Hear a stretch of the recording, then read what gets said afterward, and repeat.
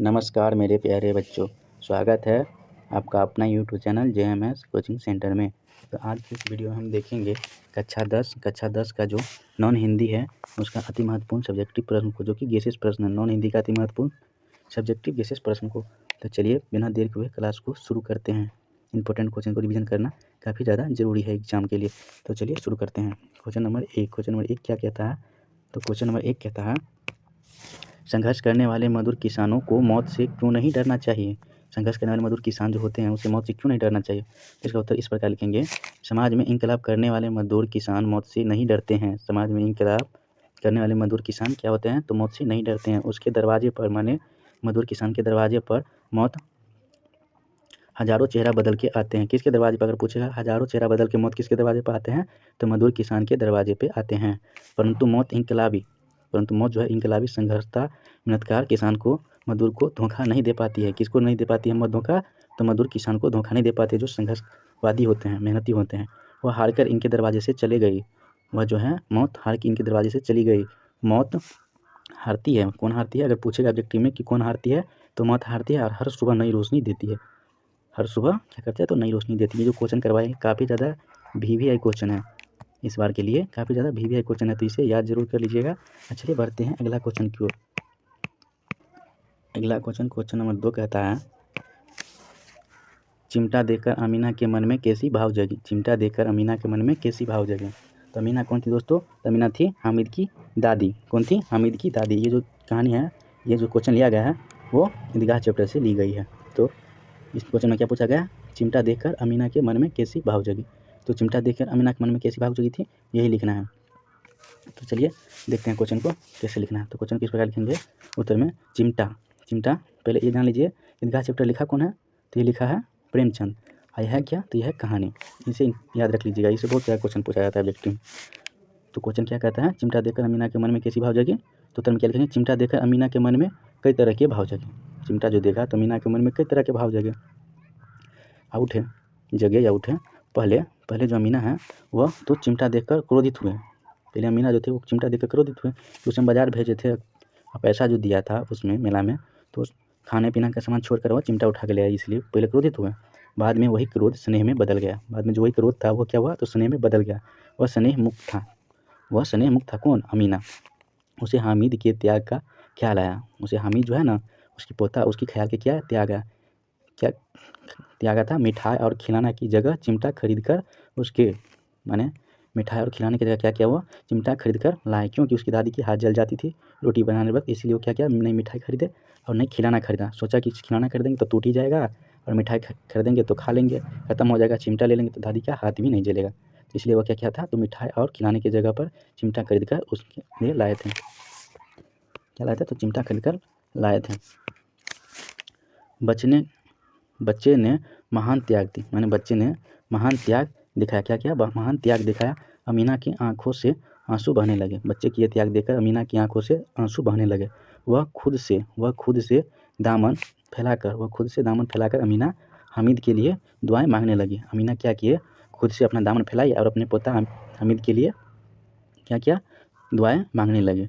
ये जो क्वेश्चन था दोस्तों, ये जो 2 नंबर क्वेश्चन है, 2 नंबर क्वेश्चन ये काफ़ी ज़्यादा इंपॉर्टेंट क्वेश्चन है। क्या है? तो ये इंपॉर्टेंट और VVI क्वेश्चन है, तो इसे जरूर याद कर लीजिएगा। ये क्वेश्चन बार बार एग्जाम में पूछा ही जाता है। चलिए नेक्स्ट क्वेश्चन था क्वेश्चन नंबर 3। क्वेश्चन नंबर 3 कहता है, कर्मवीर की कौन सी बातें दूसरों से अलग होते हैं? कर्मवीर जो है उनकी कौन सी बातें दूसरों से अलग होते हैं? तो कर्मवीर की कौन सी बातें दूसरों से अलग होते हैं? चलिए देख लेते हैं। तो कर्मवीर की कई बातें दूसरों से अलग होते हैं। कर्मवीर के जो है कई बातें दूसरों से क्या होते हैं? तो अलग होते हैं।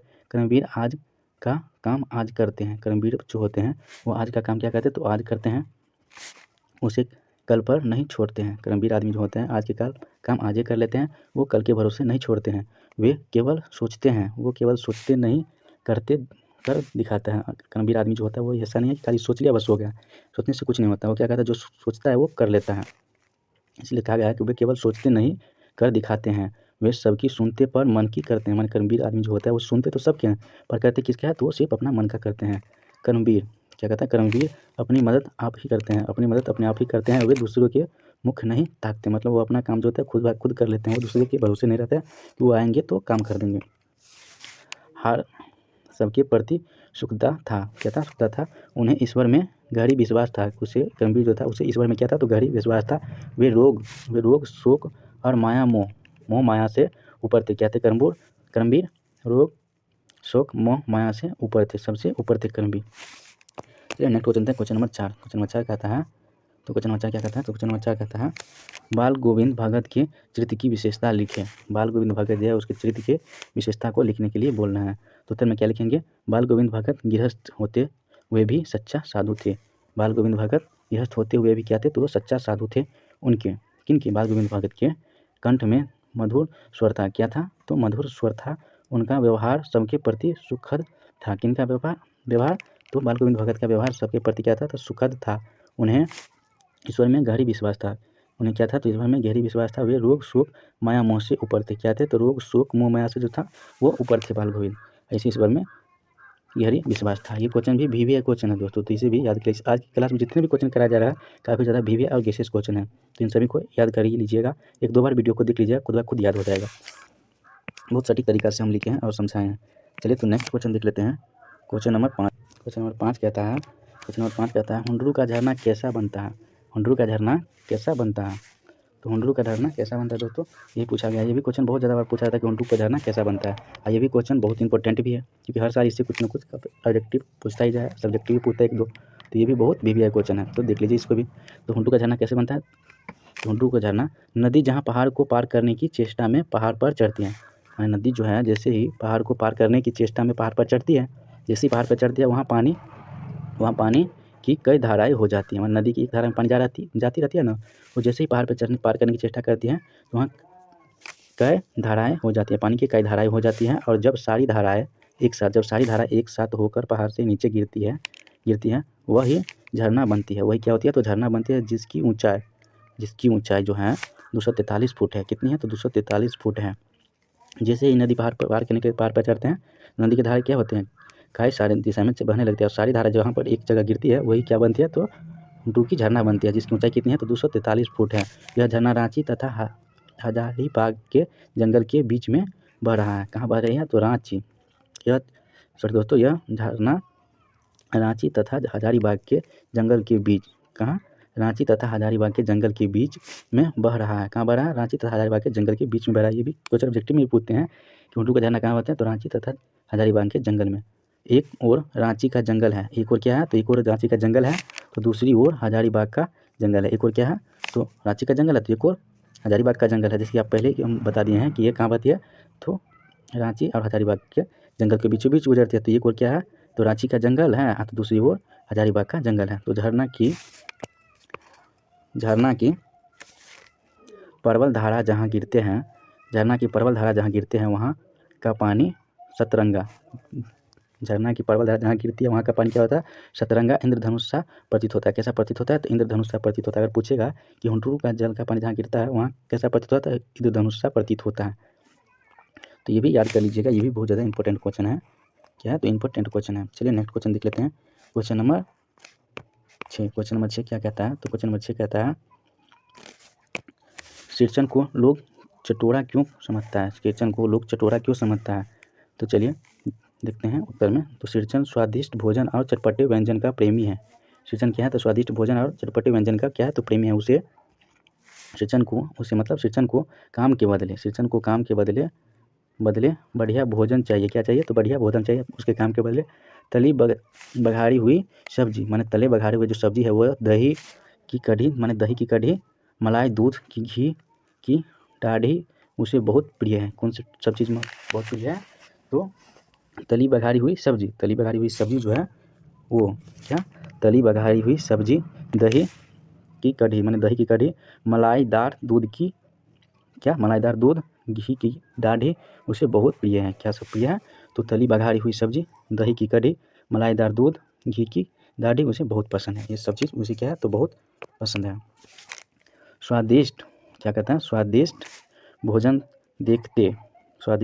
देखते वह काम के लिए दौड़ पड़ता है। क्या कहता है? दौड़ पड़ता है। इसीलिए लोग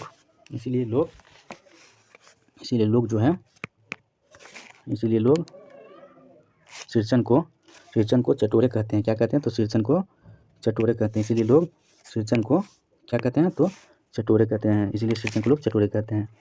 चलिए नेक्स्ट क्वेश्चन देख लेते हैं। क्वेश्चन नंबर 7 क्या कहता है, क्वेश्चन नंबर 7 कह रहा है अशोक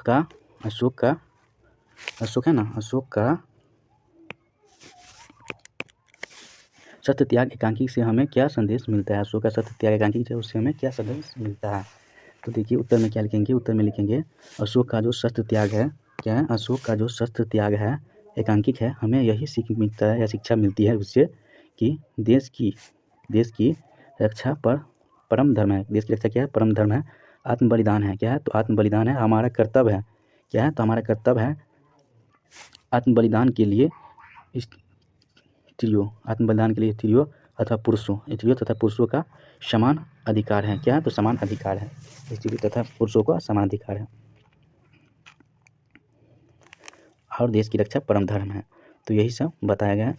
ये वीडियो काफ़ी ज़्यादा लंबा हो जाएगा, तो इसीलिए आज का क्लास हम यहीं पर ही ख़त्म करते हैं। और जितने भी क्वेश्चन करवाए वो काफ़ी ज़्यादा PVI है, तो इसे याद जरूर कर लीजिएगा। और आज का वीडियो आप लोग को अच्छा लगा होगा तो लाइक, सब्सक्राइब और शेयर कर दिया। चलिए मिलते हैं बहुत ही जल्द नेक्स्ट वीडियो में। तो आज के लिए बाय बाय और टाटा।